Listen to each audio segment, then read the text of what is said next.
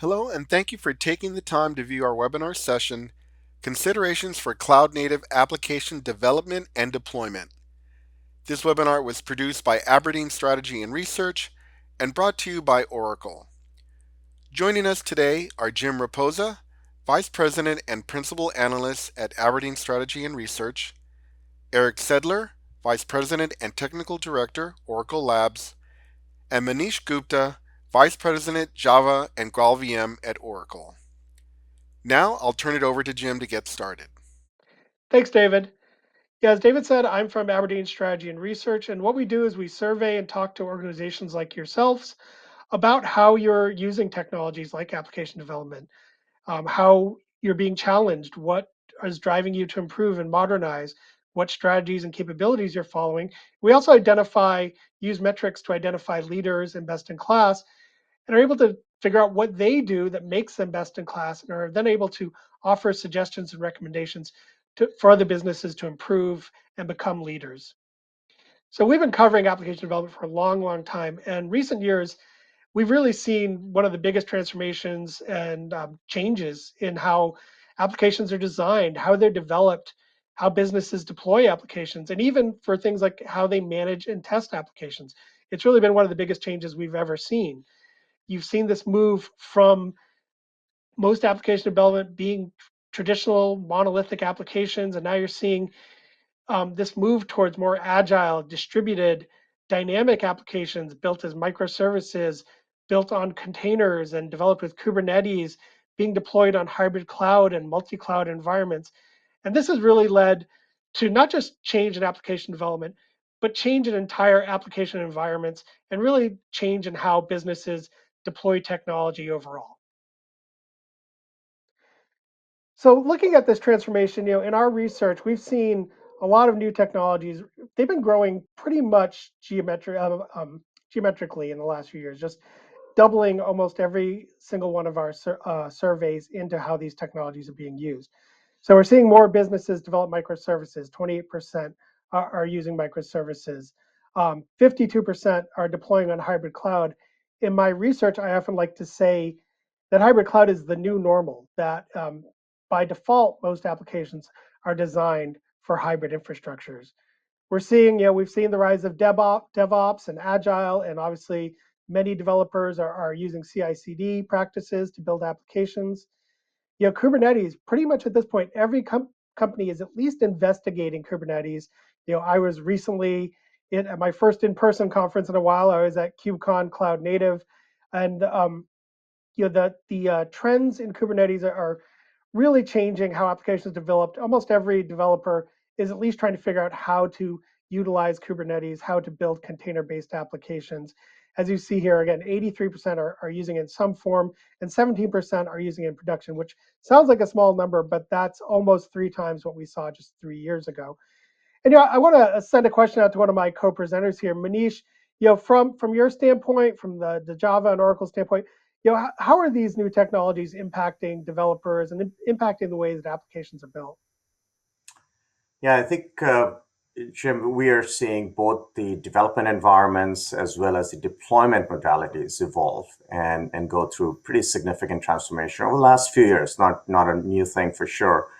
But as the workloads are increasingly moving to the cloud, the enterprises are grappling with what does the on-prem environment look like? How do you deal with on-prem and cloud? So the hybrid cloud piece certainly is very, very important. It's front and center. But also for the cloud native domain, multi-cloud becomes very important. I think the companies, organizations, enterprise want to avoid a lock-in with any single cloud. So multi-cloud is also another dimension that's very important. And we think this evolution will continue for a long period of time before we can talk about any steady state, if there is such a thing in IT anymore. Yeah, I completely agree. I mean, this is just really the beginning of these transformations. I'm glad you brought up multi-cloud. Our research shows huge deployments in multi-cloud and really strategic multi-cloud, not just sort of like happenstance. Oh yeah, we also use these 3 clouds, but businesses intentionally using different clouds for different purposes and for different benefits. So I'm really glad you brought that up. We're definitely seeing that as a major trend. and really impacts the way you build applications. Both, when you look at hybrid or you look at multi-cloud, you're really you're building applications that are designed to be fully integrated, designed to be distributed, designed to be um, you know, it's a funny thing, but they're designed from a service standpoint that this is something that's going to run anywhere at any time in any place. So I mean, I'm really glad you brought that up. With any new technology comes challenges. It's the I always say there's a plus and a minus. There's the pluses. There's these great new technologies that allow you to do a lot of great stuff. The minus is you got to figure out how to overcome the challenges and complexities that come with these new technologies. So what we're seeing that some of the top challenges that businesses are having when it comes to application development right now, they're missing project milestones. And that obviously, as somebody who used to do QA, I totally understand that as a top challenge. There's concerns around security. That's it's good to see that number two, because I've done surveys in the past where concerns around security were further down, but we're definitely seeing trends in developers and in application deployment where security is becoming a lot more important. They're realizing, as the rise of malware, the rise of a lot of these security issues, that security really needs to be baked in right from the beginning. We're seeing a lot of challenges around complexity, and that comes right at the doorstep of these trends we were just talking about. Trends like Kubernetes and containers and microservices, they really do lead to more complexity. And even at KubeCon, I talked to developers who've been going to these since they existed, and every time they go, they feel like they're relearning. So because there's so much rapid change in this area, so there's a lot of complexity. That's a top challenge. Integration testing. You need to know that these applications are working the way you intend them to, and if you're not doing that, you end up with less than quality work. So, you know, these are all kind of traditional application development challenges, and I know we're going to talk some more about some specific challenges, but these are kind of classic, but they're made even more difficult. Even these hurdles are even higher to surmount because of some of these new technologies we're talking about. So we've talked about containers and Kubernetes, and it's really, a few years ago it was all just greenfield, but we're starting to see a lot of businesses now convert existing applications to Kubernetes. 37% of businesses that are using Kubernetes in our surveys are now converting their existing applications. 18% of businesses have 250 or more container-based applications. So again, a large part of their application infrastructure, and 29% are using containers as part of their testing infrastructure. So you really see the pervasiveness of Kubernetes, of microservices, of containers, of these new ways of building applications. But one thing we've seen, as businesses move from these kind of, where I just talked about, where it's mostly greenfield, where they are starting to migrate their existing applications. They are adopting hybrid infrastructures, and just overall, they're modernizing their application environments. They We saw the complexity is a top challenge, that security is a top challenge. And one of the ways to overcome those is to use things you have expertise in, things that have been successful for you. And we've seen when we've looked at leaders that these best in class businesses, the ones that are doing the best in application development, rather than constantly struggling to learn and leverage, these brand new things, whether it's Rust or whatever, they're trying to figure out how do I build with this new application. You can learn those, but the successful businesses are turning to their trusted platforms. They're turning to trusted environments like Java in order to build their next generation cloud native apps and services, and really take advantage of what they know and not lose anything, because these platforms are increasingly built for cloud native and for these modern infrastructures. And I'm going to hand it over to Manish now. What should be the priorities? Should Java and these application development environments that businesses know how to use and that they've been successful with, how and should they be considering them for cloud native development? Jim, as you have shown the data and highlighted the fact that the transformations that most organizations are going through on app dev is complex. There are many challenges, both predictable and unforeseen, right? And so you want to go with platforms that give you the ability to develop and run anywhere. You want to go with a platform that has a large ecosystem where there are adequate number of developers available with the competency and the training and the certification that you can bring to bear for your projects. And Java, having been around for 26 plus years now, has remained the top choice, whether you are on-prem building large monolithic applications or now in the new microservices world, where you might be, cloud native or cloud first in your approach to developing applications. I'm just sharing some statistics here where 66% of Java developers are transitioning to building apps in a microservices framework, right? And that's an indication that the tried, true, and trusted platform that Java is continues to serve the needs of modern trends. In one of the recent studies that was done by VDC Research, Java came out as the number one language for all of the modern trends, including DevOps, microservices, and so on. It is, the question people tend to ask is, great, Java was wonderful for on-prem. Is it relevant for the cloud? And I think that question comes from perhaps a place of lack of data that's been widely understood. Is the third stat I share on the right-hand side is at the end of 2020, from this recent study, 65% of JVMs were cloud-based. And as you extrapolate that 3 years out, you see in 2024, 73%. So Java is actually increasing its share of operations in the cloud. And hence, it is indeed the preferred platform for cloud native development for microservices frameworks. It's interesting, because I talked about the challenges we've seen in our research, and I love this stat, showing that 66% of Java developers are running or transitioning to microservices. So they're making that move. They're utilizing it for these cloud native frameworks. What are some of the challenges you've seen when it comes to, using Java in these kind of infrastructures and deploying Java-based applications in these scenarios? Jim, serving thousands of customers around the world in almost every industry, one can see small organizations to large organizations. We get a very good broad sampling of the challenges.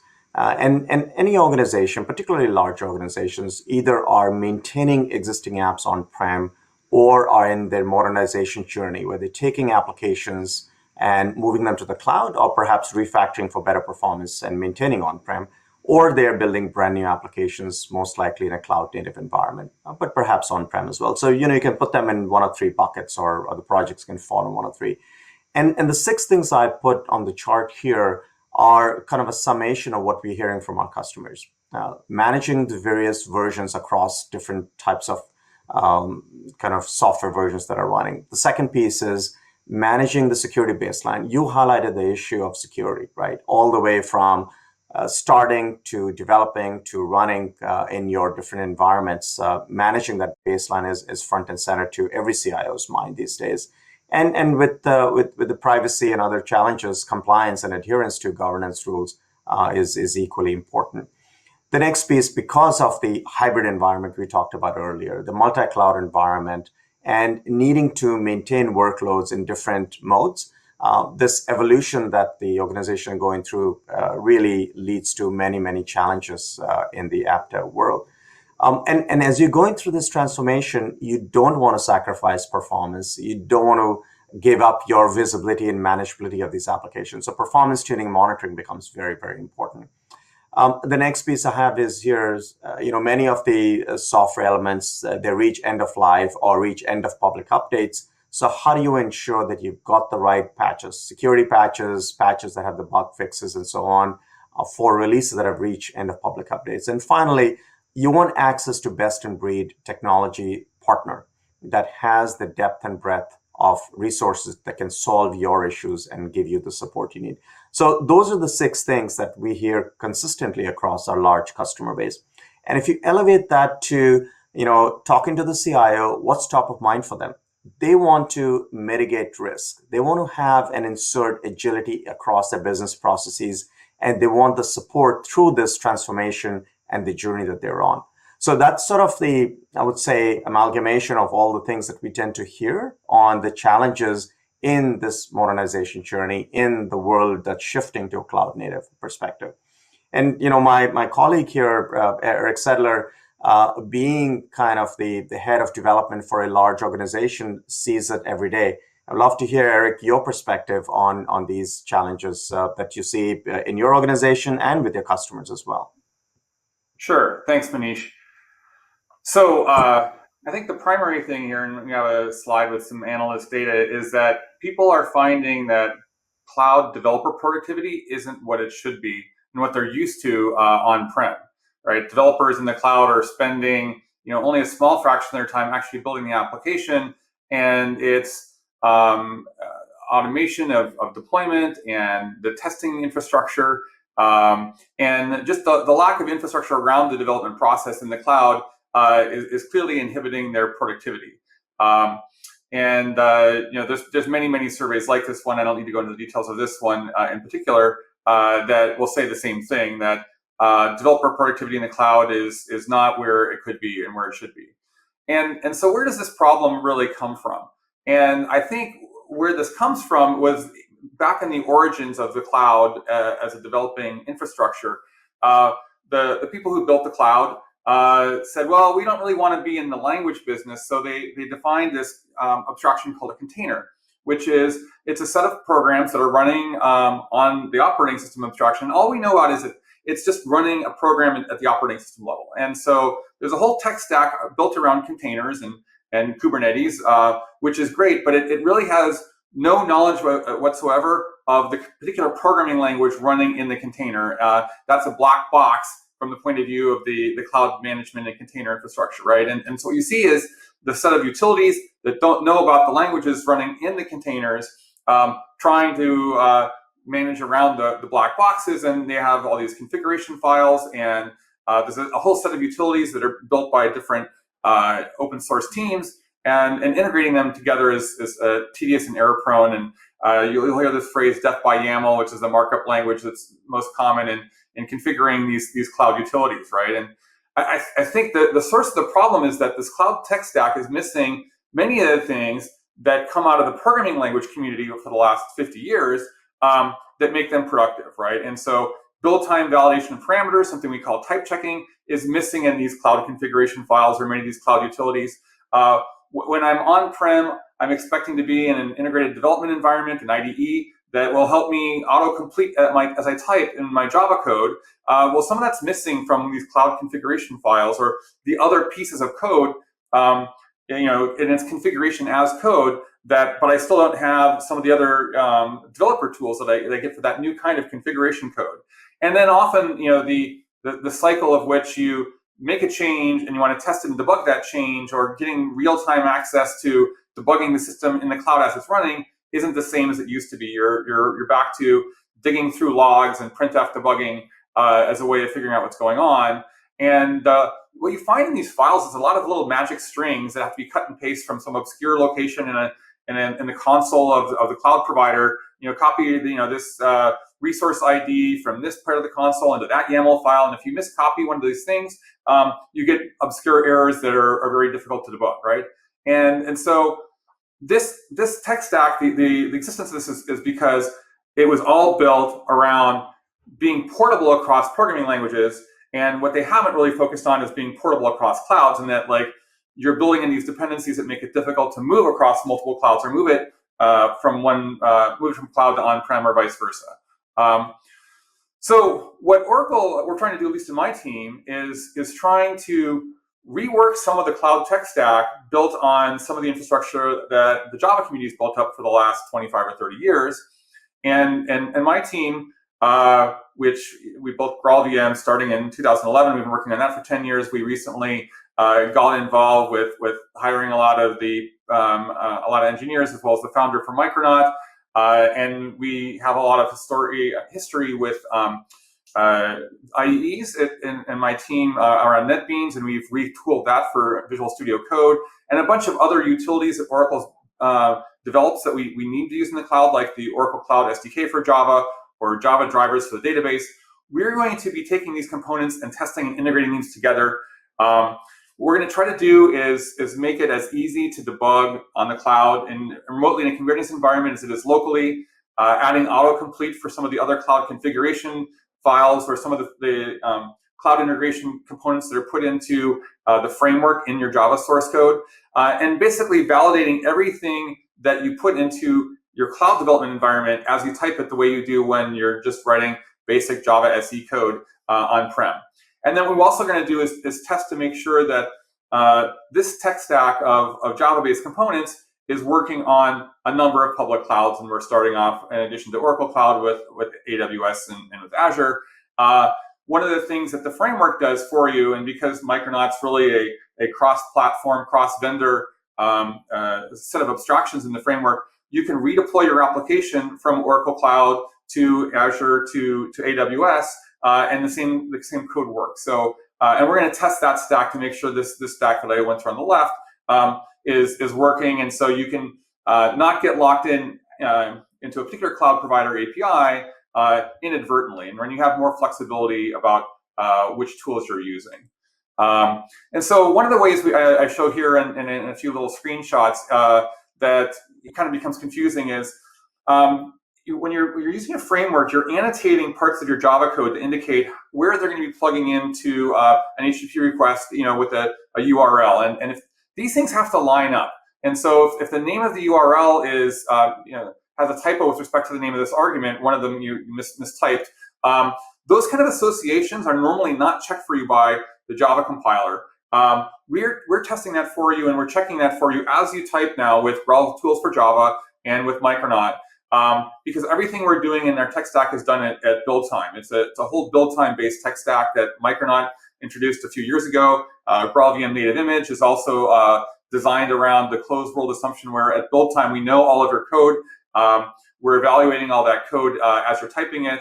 Some of the older frameworks like Spring don't have have more work that's being done at runtime that you can't test as you're looking at in the IDE. And we're extending this capability to other kinds of configuration files, YAML files, as well as to the framework annotations in the Java source. So this is a direction of, as I'm typing, you'll get a little wavy line under the code in whatever your file is, Java source or whatever, and you'll see an immediate mouse over error explaining to you how that validation is broken and you need to fix it. And so this is all built on Growl native image, and that's a technology we introduced a few years ago that I think has had the most impact of everything we've done in making Java more accessible to the cloud.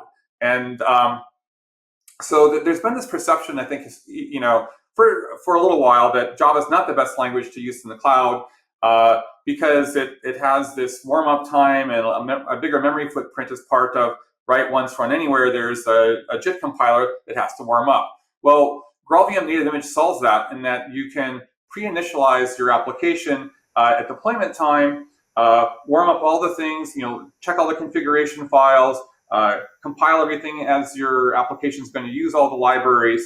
And you end up with native image with very similar startup and footprint characteristics to lower level language code like Golang or Rust, which some of the cool kids in the cloud conferences will talk about as though that's the best way to do things.